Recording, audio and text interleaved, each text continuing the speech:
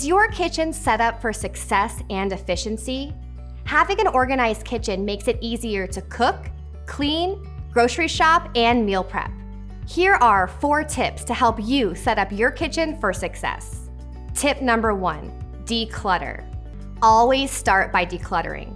Empty the space, the cabinet or the drawer, and sort the items. Toss out or donate what you don't love or use, and reorganize. Tip number 2, store your items close to where you will use them. Store your items where they're going to be most efficient for you to use. For example, store your cooking utensils next to the stove, store your glasses next to your refrigerator, and store your coffee mugs next to your coffee maker.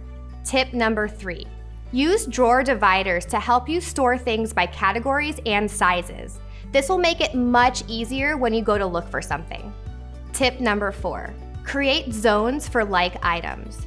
Use jars, bins, containers, and labels to help you create zones for each category of item.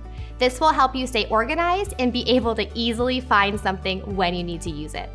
Remember that having an organized and efficient kitchen makes it easier to clean, grocery shop, cook, and meal prep. Use these 4 tips to help set your kitchen up for success.